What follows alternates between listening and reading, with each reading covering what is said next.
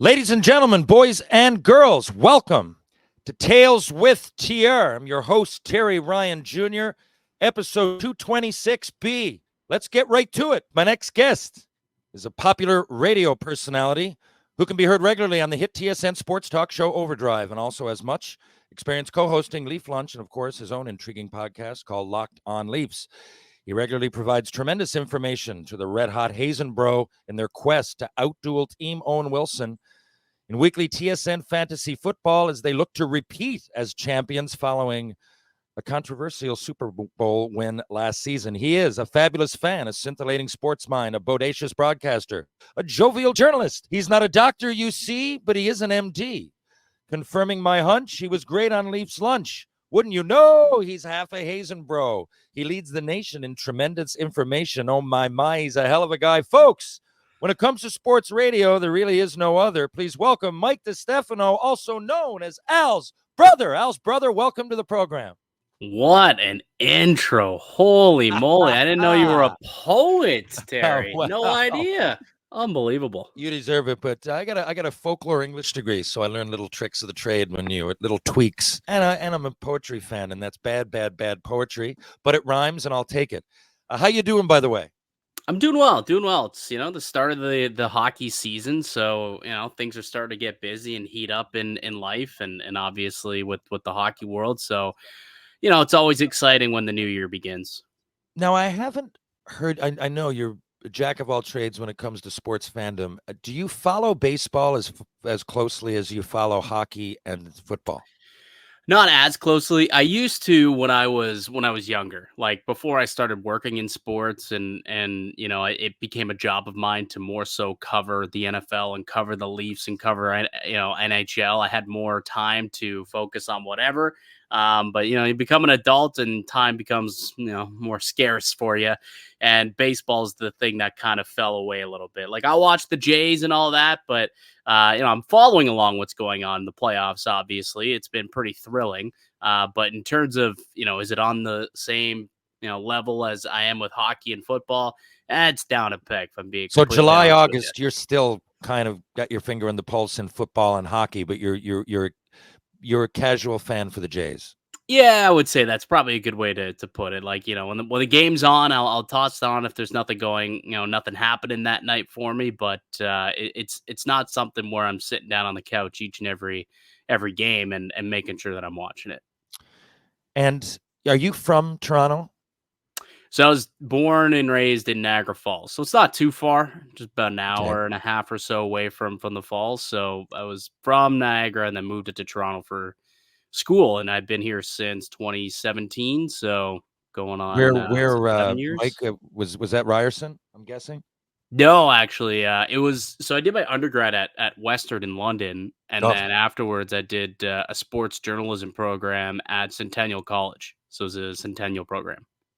I just spent a week in London. I really like London, Ontario, and I guess I've gone over the years. I played out in the Western League. I saw you did a thing in Red Deer years ago. What was I think it was the under 18, maybe? So it was the Canada Games. Canada Games they hold every year, and they happened to be in Red Deer back in, was it 2018, 2019? I think it was. Maybe Shane Wright was playing. I remember. Yes. Yeah, Shane Wright was playing. There was a lot of really good players. Lavoie was playing, or Savoy was playing. There's a lot of solid kids at that tournament, funny enough. But yeah, I did play-by-play for the women's hockey, and I actually did play-by-play for the boxing tournament while I was there as well, which was a first for sure. But that was a really fun experience. It was the first time that I'd ever been to Alberta, and first time I was ever in Red Deer. But yeah, that was a good time, actually. I enjoyed and how much broadcasting had you done? So when I was at Western in London, I was like the official play-by-play for Western hockey, both men's and women's. So I had like 4 years of broadcast experience doing play-by-play for hockey. I'd never done boxing before. That was a first, but it turned out okay. But the hockey, I had quite a bit of experience, I guess, at the university level. I didn't realize that. So tell us, what's the origin of Al's brother? If I had a nickel for everybody who asked me that question, You explained it years ago. I have an idea. I'm foggy, but for the amount of times people say it and the amount of, it's just come to be your name. I mean, Mike DiStefano sounds Legit. funny when I say it now, but No, Al's brother at first, I was like, what are they talking about? I'm going back 8 years probably, but yeah, tell us the origin. I'm pretty sure like 80% of the people that work inside that TSM building don't know my name as like Mike DiStefano. Like it's just strictly Really? Al's brother. How's it going? I Al's wondered brother. about that. And like they got to stop me in the hallway and be like, I'm sorry. I'm embarrassed to ask. Like, what's your actual name? Happens all the time. I mean, the origin goes back to the O-Dog, the Jeff O'Neill's a wordsmith, I guess you could say, and he's the one who graced the nickname upon me. There used to be a producer there. His name wasn't even Al; it was actually Joe Narsa. But he looked like Al Borland from Home Improvement. If you watched that show back in the Oh, yeah. day, so they used to just call him Al, and he was Al for the longest time. And then when I started working there, we both like kind of similarly built. I guess we looked alike. We're both kind of short, bearded, chunky European men, essentially. So they started saying that I was Al's brother because we looked alike. And then it got on air one day that they were like, yeah, we're going to call this guy Al's brother. And it just stuck. It took off like wildfire. And what was that, 4 or 5 years ago now? That probably It happened was like at least 20. 5. Yeah, 5 years ago probably now, and it's a name that will never go away. I get stopped in the hallways at TSN. I get stopped on the streets of Toronto. Doesn't matter where. I was in Rome, Terry. I was in Rome, and I had someone yell at No. me, "Al's brother, can I get a picture?" Obviously, they were on vacation, and Yeah, still. but it was funny. Like it just, yeah, it's a great nickname. I'm happy for it, obviously, and yeah, that's the origin story. Really, it was. I look like a guy who looked like Al Borland. Is the long story short. Wild. I was like, are they playing it up, or are there people in there that actually don't know his name? And you just answered that question. That's wild. And I do love it. It's so different. So I usually do, I have people on for a half hour, 45 minutes, and then I ask them questions, and then I ask them some rapid fire randoms, but I'm going to mix all these together. Cool. So a lot of these are going to be off the cuff, and a lot, I just want to know your opinions on certain sports topics that I'm intrigued by. Love it. Tom Brady has 7 Super Bowl rings. Yep. The team with the most, I believe, is 6, being New England, that he played for. I think that stat is correct. What do you follow football a lot? And I often get the question, well, people just assume that Tom Brady is unbeatable now. Do you think there's anything Mahomes can do to put himself in the conversation? He is now, but I still think it's a little bit premature. It's Yeah. going to be tough for him to get 7, though. And, if he gets 5, or is it only going to be rings? Because this guy's clearly dynamic, and there's a level of Brady that is just knowing the game and being such a, I don't know what the word would be, a savant. But what do you think Patrick Mahomes would have to be in the, and I'm saying him because he's the closest right now. Yeah, for to, sure. to match, to match Brady's status. He's the only guy who's currently in the NFL, could possibly challenge Brady for GOAT status. And if I had to like lay a bet down on whether or not he does that and eclipses Brady, I probably would fade that bet. I just don't think that he is somebody who's going to be touched. And one of the great things about Tom Brady is if you look at what he was able to do in the back half of his career, I don't know if that could be replicated. And that's ultimately why, like Patrick Mahomes, he would have to have an unbelievable like next 15 years in order for him to put himself in that Brady category. Because if you look at the numbers, like Brady had more touchdowns and yards in ages 30 to 40 than he did when he was younger. So like his best years came in like the final 10 years of his career, which is insane to think about when you think about sports, and usually your prime is in your mid to late 20s. This guy was in his prime from like 25 to 40 basically. Yeah. And I just don't know if Mahomes will be able to keep up with that.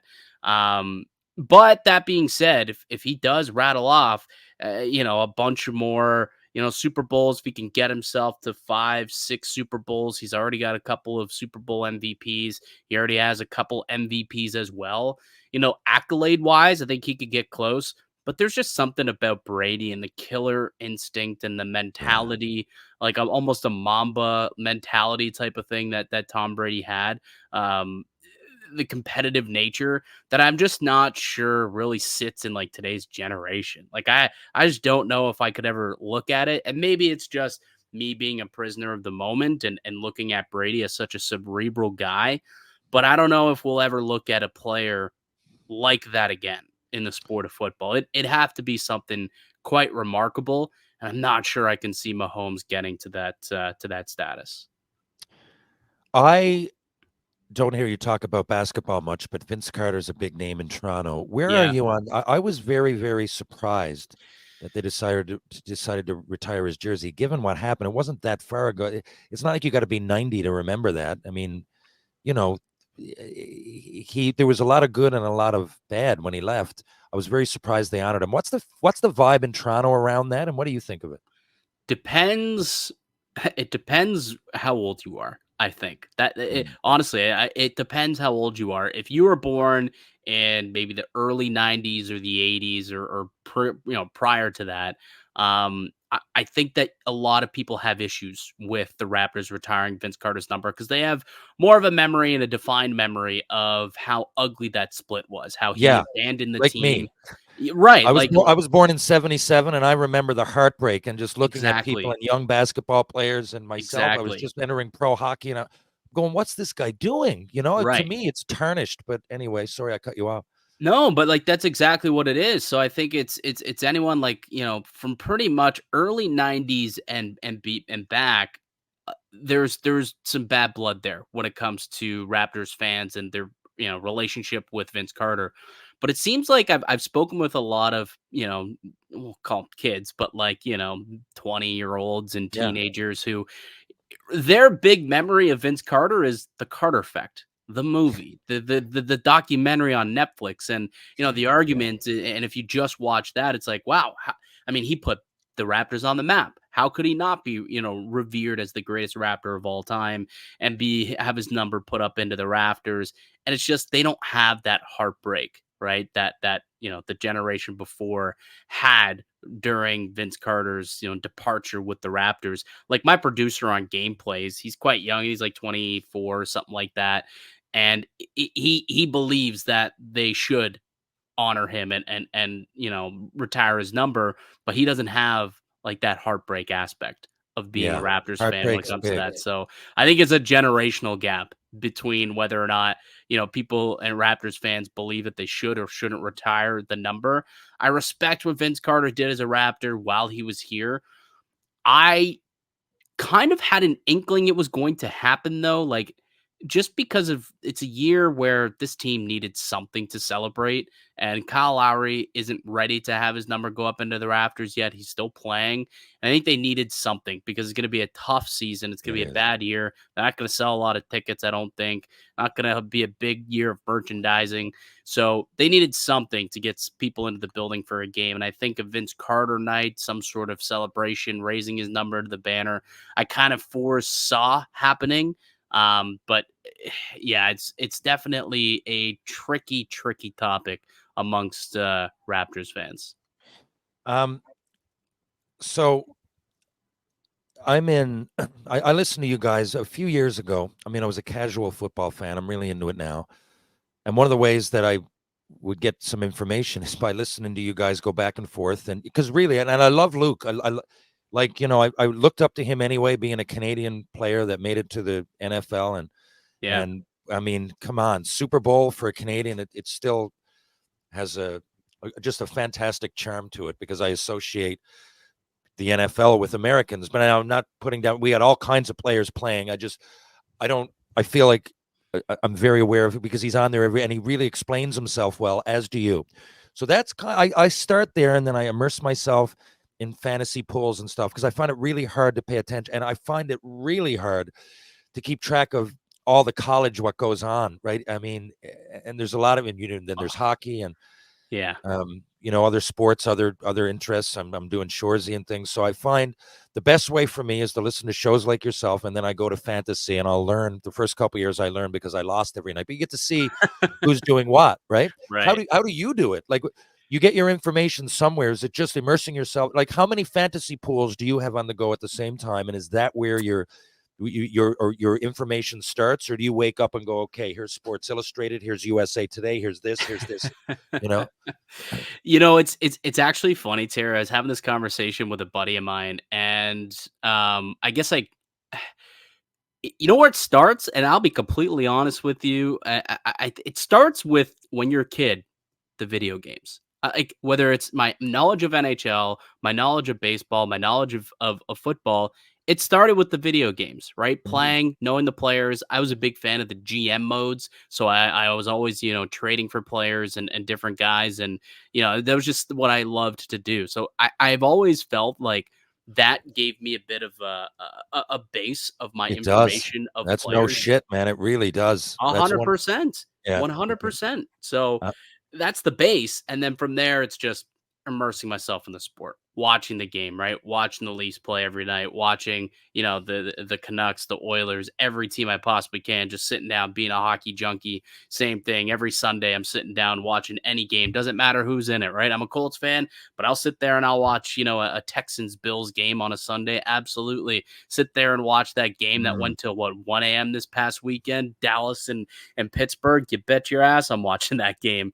So it's just, immersing myself in it and just watching and yeah. taking in all the information. And when it comes to building up the tremendous information aspect, that's where I guess the extra research comes in, where I am picking up, going to some websites and finding, the stats and whatnot, looking into the analytics and reading some other blogs and opinions of other people, and then digging in from there into what else people are saying about pressure rates and about protection and Pro Football Focus and all this stuff. But so it's to answer your question, it is a lot. There's a lot of information Yeah. out there, and that's really, I guess, you get it from multiple different places. You Yeah. have to in today's world. I figured, and that's basically, so you're absorbing so much that it's almost osmosis. It Yeah, sticks. You know what I mean? yeah. You're not going, okay, today I have to research.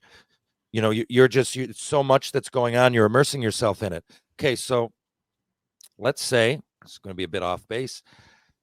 You got Hayes, you got McLennan, you got O-Dog. For you guys, you're Okay. going, for whatever reason, you're going to Mars and back. So it's going to be a bit of a journey. One of these guys is going to be the cook, one's going to be the DJ, and one's going to provide comic relief. Ooh. Actually, that doesn't sound too difficult. I feel like I got a pretty good indication of where I'm gonna go here. So comic Mm. relief's got to be the O-Dog. Like the O-Dog's just a hilarious human being. Like Just He's like Will Ferrell. I just look at him, and the next thing that comes out of his mouth is going to be so yeah, sarcastic or comedic that sometimes I laugh, and he's being serious, but he's so funny. exactly. So like that's clearly like that's Yeah, that's I the hear guy you. right there. Yeah. So and for Cook, like I don't know. I mean, I've never been cooked a meal by either Jamie or Brian, but Hazy says Brian, he does a good lasagna, but I that's mean, what who I'm knows? saying. Like I like a good lasagna, so I'm like, all right, let's go. And Noodles, to be fair, does not have a great. We always joke. Like I worked with his wife for a while, Steph. She's an absolute beauty. She was my producer for Leafs Lunch, and it's just like a joke that he has the palate of like a 5-year-old sometimes. Yeah. So I'm gonna, based on that information, marry it with the good lasagna making skills of Hazy B. I'm gonna have Hayes be my chef, and then Noodles. What was the other one? Noodles will be the DJ. Noodles will be the DJ. And hey, Noodles, he's got some friends in music. Like Noodles has a pretty good grasp of the music scene too. Like one of his best buds is Chad Kroger, and I'm a big Nickelback fan too. So he's always going to concerts and talking about music. I think he can play the guitar a little bit too. So I think that's a pretty solid 1, 2, 3 right there. Now, speaking of music, what are you into? Okay, let's say same trip. You get to bring, you can only bring 3 albums. Oh man, That's I guess so you could tough. include greatest hits. It's a long way. Yeah, it's a real tough. You know why it's I, tough? I couldn't answer it. I don't. To me, it'd be hard to pick my absolute three favorite, but I could give you three of my top 10, maybe. Well, here's the problem. Like albums aren't necessarily used nowadays. It's all No, singles, right? So I'm telling you right here. I got even this ABBA Gold. I got it every week. I go out with my daughter and I say we're going to buy a vinyl. Yes, I know that this is just free, and I know it's on your phone, and I know you can do it, but there's something to it. And I tell you, I'm off topic here now, but this is what I love. See the liner notes?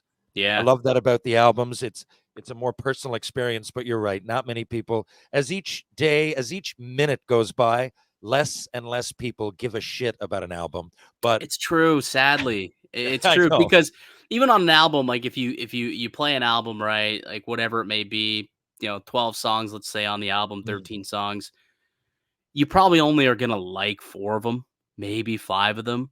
So it's like yeah. you're gonna play the same 5 songs, or, I hook up the aux cord and all of a sudden I can stream any song I possibly want all over the world on the phone. It makes Yeah. sense, obviously, but I'll play along. I'll play the game, and I'll just think back to, like, what are some of my favorite albums, like, growing up? Like, these are more modern day experiences, but growing up, what did I listen to a lot? You're gonna laugh, and there's a bit of a I'll story never here to laugh, this man. I one. got a huge eclectic collection. I'd never laugh. The Eminem Show. The Eminem Show is one of my favorite albums of all time, and I Fucking great remember album, man. it is such a good album. It's got some unbelievable tracks on it, obviously. But I just remember, and maybe it's just because I have a great memory with that album. But so my dad owned a nightclub back in St. Catharines, Ontario, growing up. Wow. And I remember we used to, like, during off hours, like during the day or whatever, before the club would open, obviously, he had to do whatever, some business work in the office, and he would pick us up from school and bring us to the club. And he would set us up with the DJ, like the music. We could play whatever music, and then gave us a microphone. He's like, essentially, have fun, do whatever you got to do, pick whatever music you want, and Interesting. then just sing and do whatever. So I remember rapping to the Eminem Show as like a 9-year-old kid, and just going absolute ham with that album. So I could definitely, I'm pretty sure it's the only album in the world that I probably know at least 90% of the words to the entire album. So that's got to be in the rotation for sure. And The Eminem Show. that was right before all of this online kind of Yeah. Yeah, that one was song at a time platforms. 2002, Mm. 2003, right around there it would have been, I believe. So then I guess you can throw in greatest hits then, like doesn't have to be an album in the sense of album of the year kind of thing at the Oscars or Well, Grammys. I guess much like most, people my age, right at the edge, I guess, of millennial and whatever the Mhm. next generation is, Right in the like middle.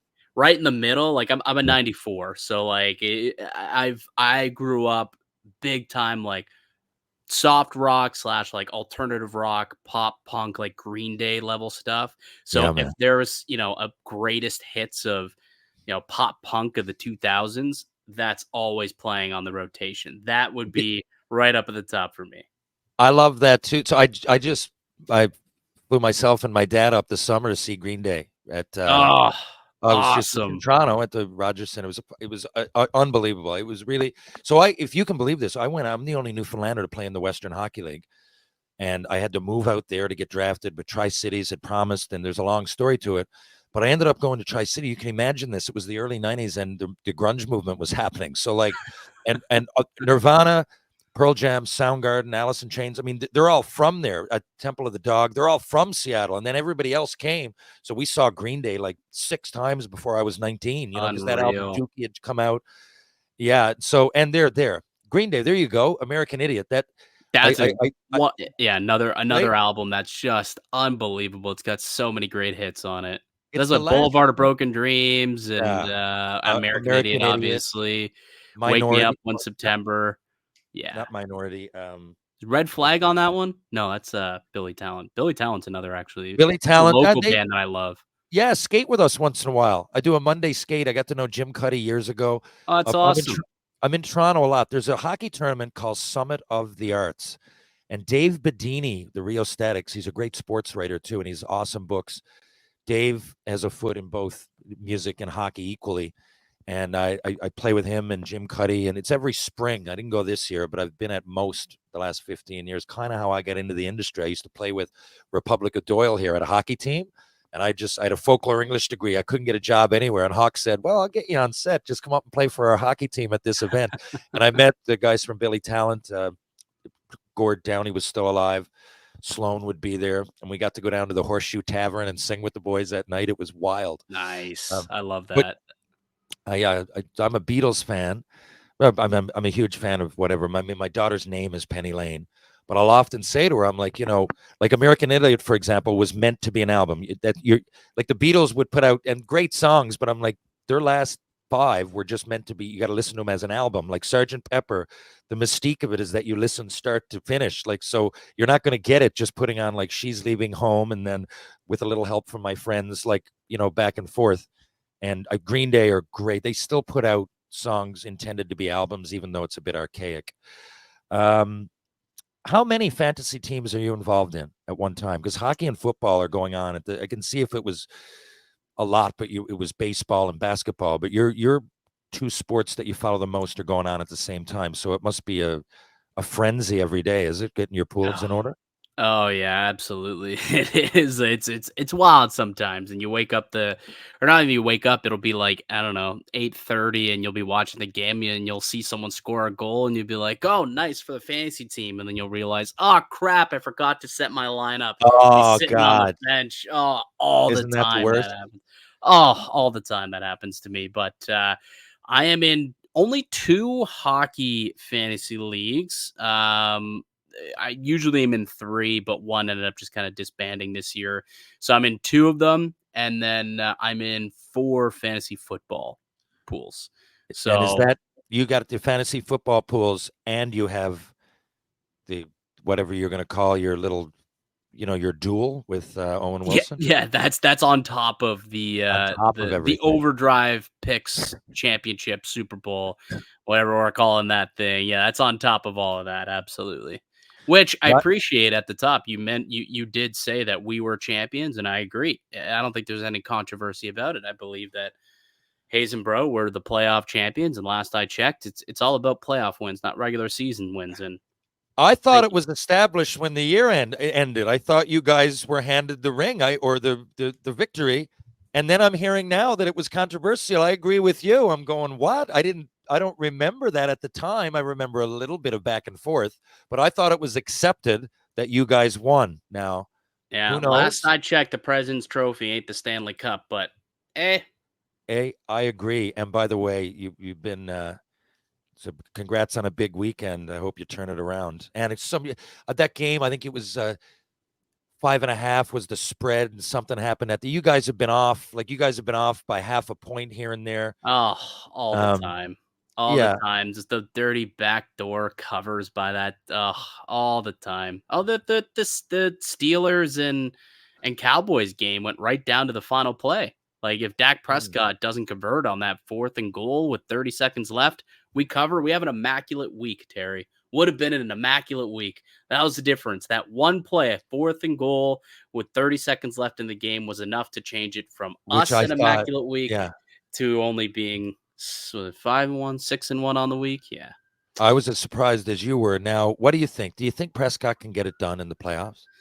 I don't know, man. He just seems to always make that dumb decision. Like it just when the Amidst a game's bunch of good ones, it's like yeah, it's like he shades of Brady, and then something that Brady would never do. Not that I'm saying Brady because of his status. I mean, yeah. I'm a fan because of his greatness, but I'm not like a huge Brady like fanatic. But yeah, you see him do things that like a rookie wouldn't do. It's just he loses his. Well, that pick in It, the end zone, like like what there may have been some miscommunication on that play with them and CD Lamb. I don't know. Obviously, they're not going to come out and publicly talk about it, but that was just a weird decision. I mean, not to put the ball up high in the air for Lamb to go up and grab it. Instead, he puts it like hip level for yeah, the corner just to get an easy interception at the end zone. And allowing TJ Watt to sack him and fumble the football. It's like just gotta be better with the ball, right? Turnovers are killer, and Dak Yeah, that's Prescott's the prone thing. to the killer turnover. Any I mentioned quarterbacks the most because they drive the team, but I mean any big player in those moments. If you look at every year the Super Bowl, I guess you could extend it to other sports, but I think it's more individual. Looking at the quarterback, like the guys who win generally are solid in those situations. They don't have a history of mental lapses. And you go Yeah. at any recent quarterback, and not saying he's not great, but it's about the big play. It really is in football. It seems to me the same troopers seem to be consistent every year, and he's not one of them. Well, he's consistently loses, I guess. I got a Okay, question for you, Terry, actually, on yeah. this, because I was actually having this discussion with a friend of mine, like literally uh, 45 minutes ago, right Mm, before we hopped on to record the podcast. And we were talking about goaltenders in the NHL and, saying that behind the quarterback, the goaltender might be the most important position in all of sports, right? And you can maybe yeah, throw in like a pitcher as well in terms of yeah. that, like your starting pitcher in a World Series game, how deep can he take you? Or a closer in a tight game, how important is it to have a reliable closer in a 3-2 game, bottom of the ninth, you got to close things out. Like, do you believe that goaltending is the second most important position in all of sports? Like, where are you on that with that I conversation? I think I think you're right. I would put pitcher right there, except where they only they don't play all the games. But yeah, Yeah. one game, of course, especially if it's World Series or something. But I do. I think the funny part about it is that I think the goalie is as important as the quarterback, but the quarterback has more say because the goalie is reaction, and you might Yes. be a great goalie, but something might hit something, and there's just nothing you can do. Yeah. And certain like Because like you the could, conversation stemmed from the report about Shesterkin turning down $11 million, and it's like then we had that discussion. Why are GMs so afraid to pay goalies? And I think it's when they're that important to your team. It's like why are they shy to it's pay harder for goalies them to like be that? consistent though. Yeah, I just find it harder to be consistent because you could run into there's things that are out of your control. Um, if I'm a pitcher and I'm looking, okay, who's up? Otani. Okay, it's going to be me against him. What am I going to do to? But if you're a goalie, yeah, fine if it's a breakaway. But I just find there's a lot of, especially in the playoffs. Now that being said, there are like a guy like Samsonov, who I know is a good goalie. He's in the NHL. You could say great, but there was noticeable lapses. Like you can't miss that one. He was missing. You can see a Jack Campbell, great goalie, but something gets in his head, yeah, and I don't know how to identify that. But there, if you look back at okay, New Jersey people are picking third in the league. Some people, right? What did they yeah, tweak? A goalie that has had off years, has been lights out most years, but has had off years when and I guess you could say Patrick Waugh, Martin Brodeur. I could go back, and there are goalies that were at the dominator, like crazy consistent. But even there, they had games. Obviously, they got 9 on them, right? I on Waugh, I'm saying he got traded. But that's a great question. I just think it's more reactionary, and you got to stick with. Like there are games that a goalie will lose 5 in a row, and I'd still go with them. Like yeah, that's not your fault. That's not. Maybe I'll change it up just to have a little bit of it, but it's not your fault. We lost those games, and I definitely pay more attention to save percentage. But even there, it's quality shots. It's a very tricky question, and I agree it's important, but I'm also hesitant about giving anybody term. I'd give you whatever. You have a big year. Here's 10 million, but I don't know about giving a goalie that over. And I certainly over what 8 was it? years. What was Rick DiPietro's Uh, 15-year contract? yeah, that was Remember that that one? was a questionable deal. What's the last book you read? The last book that I read, oh man, sadly, I'm not a big reader. I would say the last book, or actually, I read a book in the summer. Don't take your eye off the ball. It's just a book about football, to be honest with you, and Yeah, it's hey, about what to watch. Like not like or Take Your Eye Off the Ball. Sorry, it's called Take Your Eye Off the Ball. So it's about what to watch, when there's like trench warfare going on. Like how does the like wide receivers and cornerbacks, how's that play out? Defensive game plans. Like it was just kind of a cool little book just to give me a little more insight on the game of football and how it's played at like a high level. Like I played high school football, which is not a high level at all. Obviously, it's very basic. It's enough to know what you're doing, though. I It's enough didn't, to and it know. took me a long time to learn all those small rules. Sorry. Yeah, like it's enough to know the basics of how the game is played and a little bit of concepts and whatnot. But I wanted to know a little bit more of the nitty gritty. Why things are done this way. What do the professionals do, the coaches do, and there's quotes from coaches and players who played the positions and whatnot. So that was actually a really cool and informative book that I read. You have, say, someone's going to give you free money. Here's $10,000. Now you got to put it on the next Toronto major sports team that's going to win. And I'm not including, because I think it's going to be the Toronto Scepter, is it? I think it's going to be the girls' team. There's only 6 teams right now, and Toronto's always really good. So let's just take them out because of the numbers. But I don't want to because they're women or anything. I'm just saying they're new. There's only 6 teams, and the odds would say that team. So let's go with FC, Raptors, Jays, Leafs. It's got to be the Leafs, right? You would think. The TFC is just a mess right now. I don't know what the heck's going on with that team. They signed all my paisans, and they're just doing absolutely nothing with that team. I don't think they're making the playoffs this year. They're taking steps back. I think they might have to blow that thing up. So TFC is not in the conversation. The Blue Jays. Herdman, do you ever see Herdman looking up at the when he turns around and like smirks and looks up at the box, like like what am I gonna do with these guys? What do you want me to do? His just body language. I just haven't really seen that from and I tend to agree with you. It seems like the ass is going to fall out of it, but again, the ass could fall out of it, and they could win in 2 years. I know. True. If I said this year, what are the chances? Well, but like the next sports team from Toronto might be 10 years from now, and FC could have won it 3 times by then. If I didn't know anything about the Leafs' history, I would definitely pick them. But anyway, we're rambling. But the Jays, Leafs. Jays, I don't think are all that close. I mean, we just saw how the Jays season went on. They've got to get a bullpen there, or they're not going to even make the playoffs again next year. That bullpen was atrocious.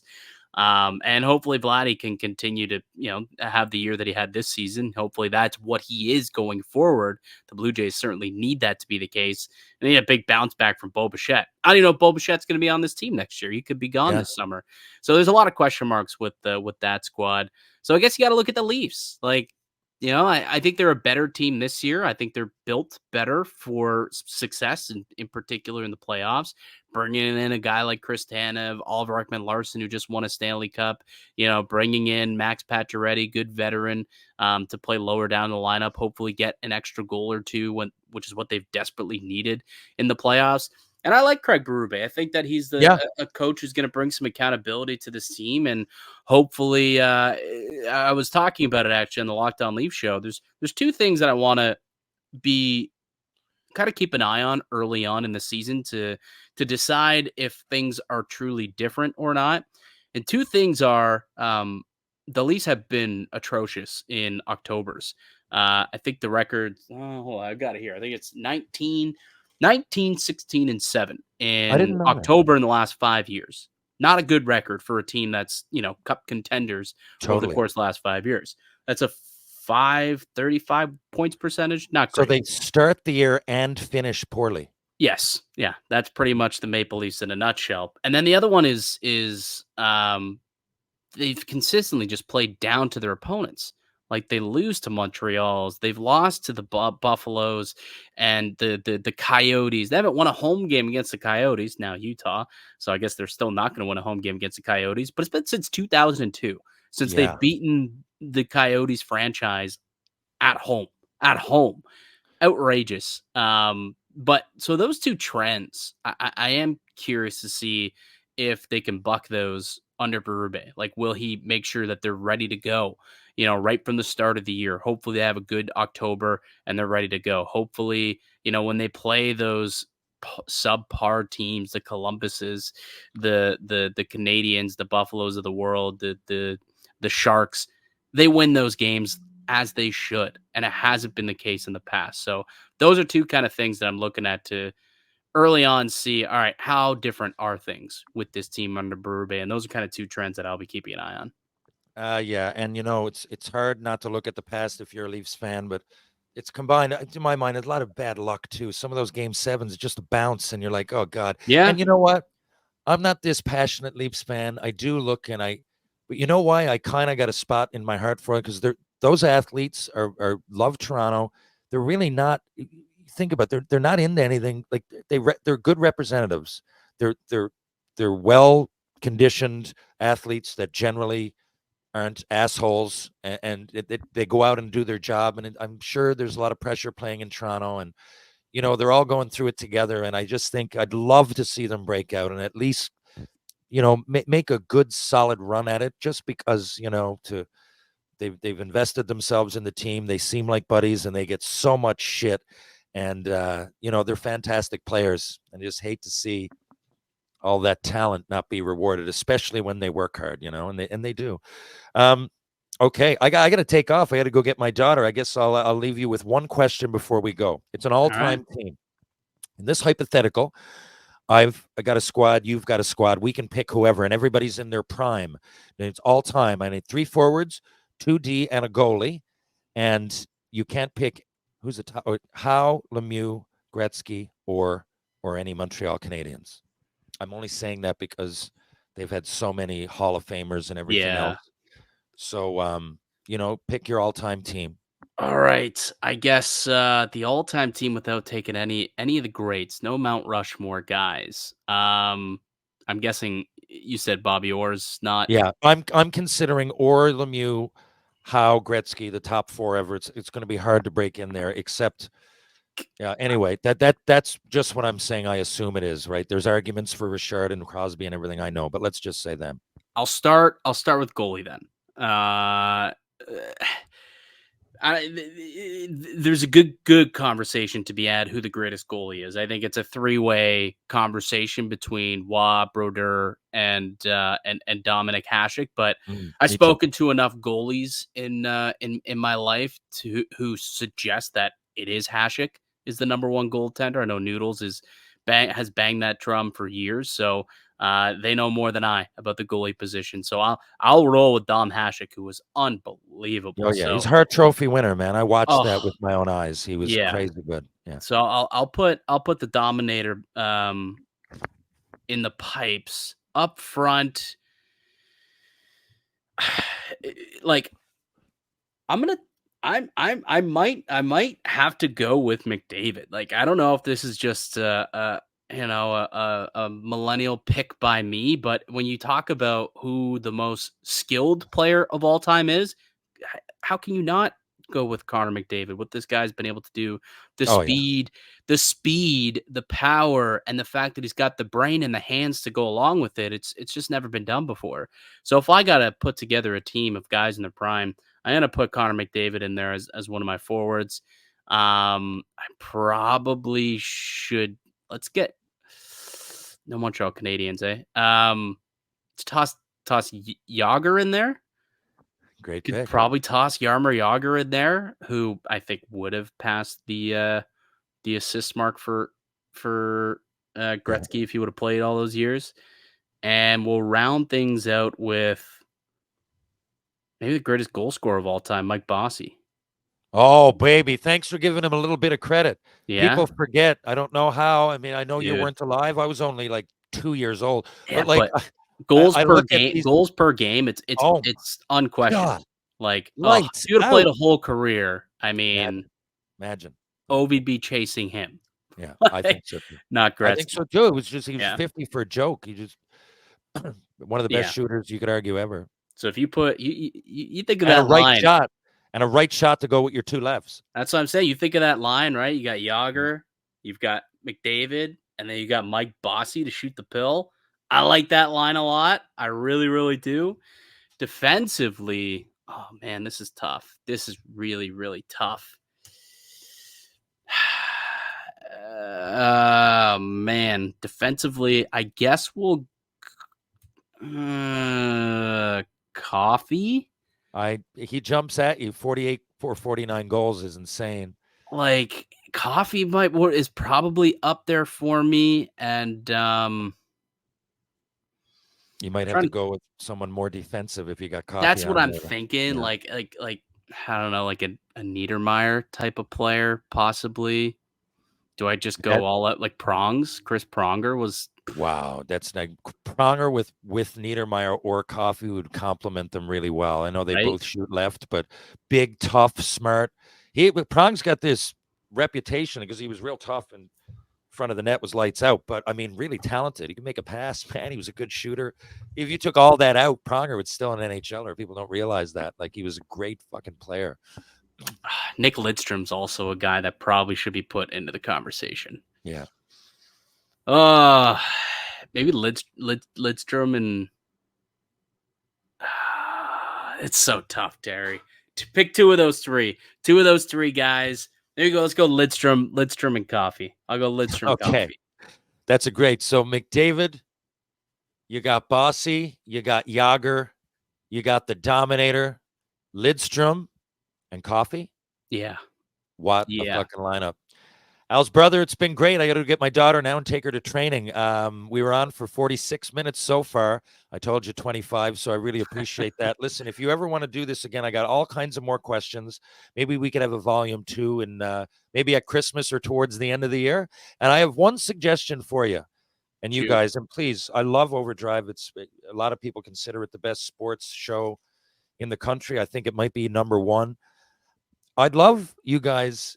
Once in a while, you've gone into host and one of the boys has gone co-host, but they never follow up on confirm or deny or Jerry's percentages. And I'd like to go back 6 months and see, because a lot of them, I go back and I'm like, oh, remember when Hazer said this or O-Dog said this, or you might have made some sort of prediction, but you guys often don't go back. And I think that would be very interesting.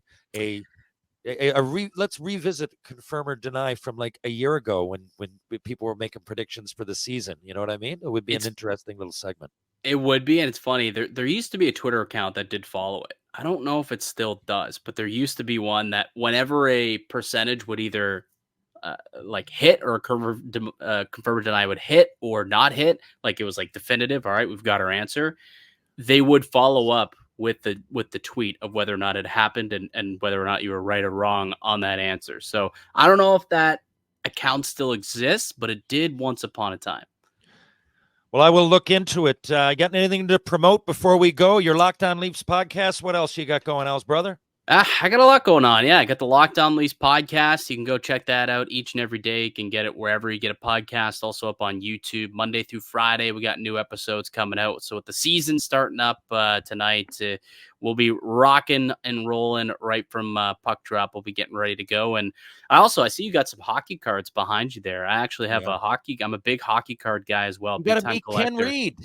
I know. Ken Reed and I do have to get together. I got a hockey card podcast I started recently as well, the Hockey Card Haven. So you can go and check that out on Spotify and YouTube as well. I'd love to. Stay in touch, my friend. It's been great.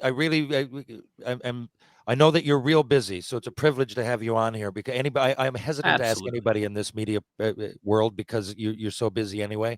Really do appreciate it. We'll have you back, and let's trade some hockey cards and maybe talk video games behind the scenes. I play a lot too. Thank you very much, Al's brother, Mike DiStefano. We'll see you again soon, brother, and good luck in your fantasy football. Thank you. Really appreciate it. I'll be back for sure, man. Absolutely. Thanks for your time. Okay, brother. Thank you. There you have it, Al's brother of TSN and interesting guy, really respected sports journalist, broadcaster, and fan, of course. Thank you to Mike DiStefano, Al's brother. If you're downtown St. John's, folks, check out the Bull and Barrel, Trinity Pub, Rob Roy Confusion, the Martini Bar, and of course, Greensleeves, if you're going to go for a bite to eat. Loose Tie, Blue on Water, Wedgwood Cafe, of course. And if you're going to go to Mr. Lube, there's 2 locations in Newfoundland and Labrador. One's on Kemont Road, one's on Torbay Road. Live, laugh, lube. Pitbull Pain Relief, the paint sticks that just don't quit. Go to pitbullpainrelief.com, see what all the fuss is about. Muggsy Jeans, Comfort Stretch, Unbelievable. I love my Mugsy jeans. True Hockey, take what's yours, folks. I'll be back in just a few days with more Tales with TR. Catch you guys on the rebound.